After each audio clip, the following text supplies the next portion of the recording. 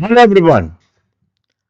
I hope you remember what you learned about the subclasses of nouns, proper nouns and common nouns. I hope you remember them, what they are. Today we will talk about uh, other types of nouns, subclasses. They are collective nouns and abstract nouns. In the beginning we'll talk about the collective noun. Let's see what is a collective noun. For example, a fleet. What is a fleet? A collection of ships or water vessels. An army, a collection of soldiers. A crowd, a collection of people. Now, for a clear understanding, look at the highlighted collective nouns in these examples sentences. The police dispersed the crowd. The jury found the prisoner guilty. The French army was defeated at Waterloo. A herd of cattle is grazing. Let's go back to these sentences. So here, police is a group of police people, policemen.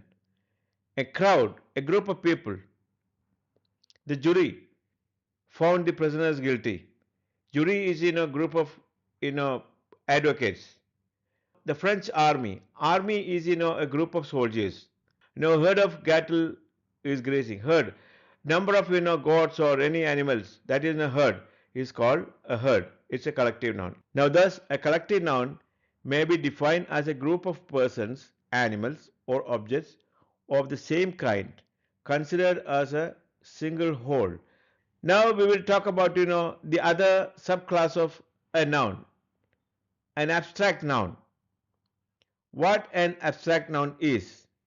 An abstract noun is the name of a quality, action, or state considered apart from the object to which it belongs, such as, for example, quality, goodness, kindness, whiteness, darkness, hardness, brightness, honesty, wisdom, bravery. For example, he is a brave man, he is a kind man, right?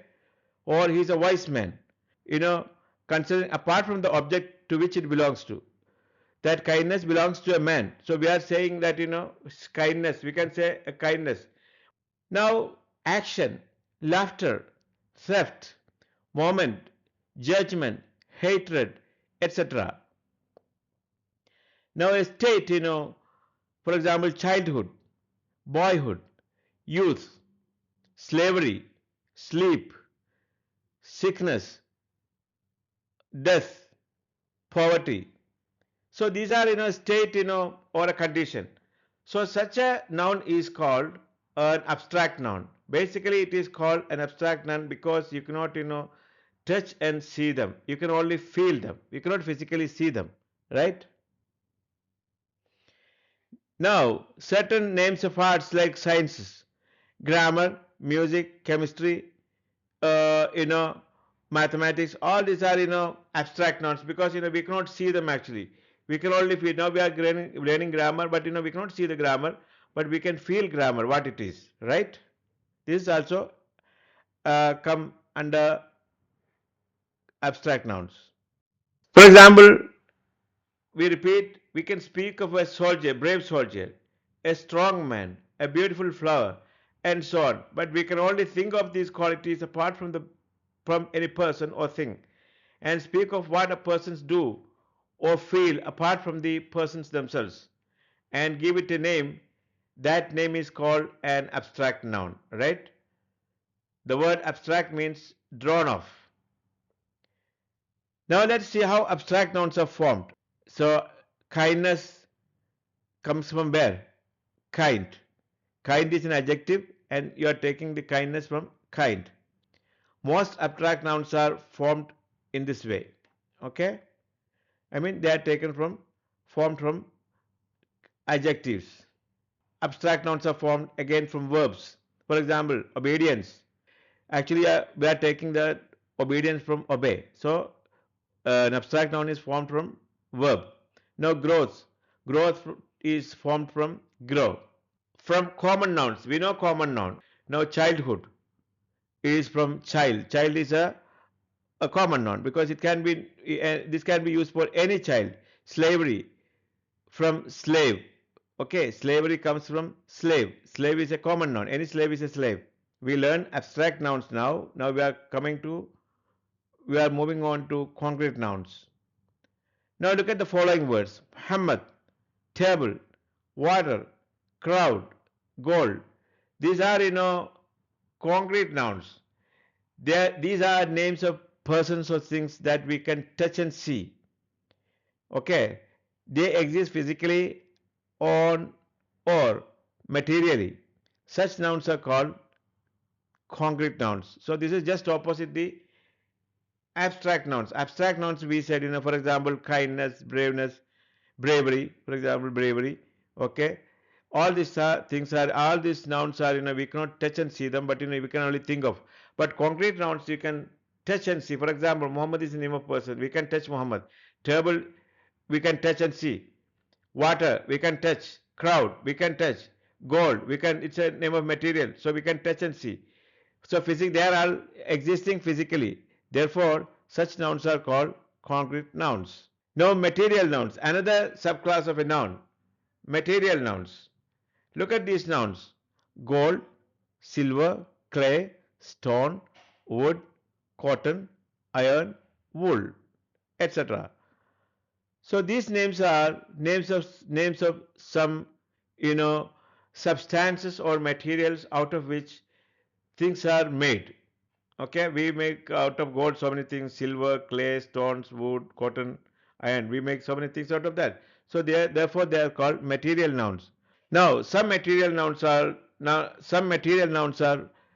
also used as common nouns. Let's see. You know that, now we have learned what a material noun. Material noun we have learned just now, and common noun we learned earlier. Common is a shared noun, as I said so many times that, now we can use, some material nouns can be used as common nouns. For example, this basin is made of marble. Marble, material out of which things we make things. For example, a basin is made of marble. Now the boy played with marbles. Now marbles is a game of certain, balls. So therefore it is called a common noun. So here marbles is a common noun. Okay. Now the bottle is made of glass. Glass is a material and out of which glass is made. Now I had a glass of lime juice. Any glass is a glass. Therefore, here glass is used as a common noun. Now tin is imported from Malaysia. Tin here is used, to say as a material. It's a material actually. Tin is a material out of which things are made. Now we bought a tin of cheese. For example, we bought a tin of cheese. Here tin is used as a common noun. Now let's do some exercises. Identify the nouns in the following sentences and say whether they are common, proper, collective, abstract or material nouns. Now you have to identify which noun it is. The crowd was huge. Always tell the truth. We all love honesty. Our class consists of 20 pupils. Solomon was famous for his wisdom. Cleanliness is next to godliness. The Nile overflows its banks every year. A committee of 5 was appointed. The soldiers were rewarded for their bravery. Without health, there is no happiness. The statue was carved in white marble. Mount Everest is the highest peak in the world. Adversity is the touchstone of character. Sheikh Zayed was a great king.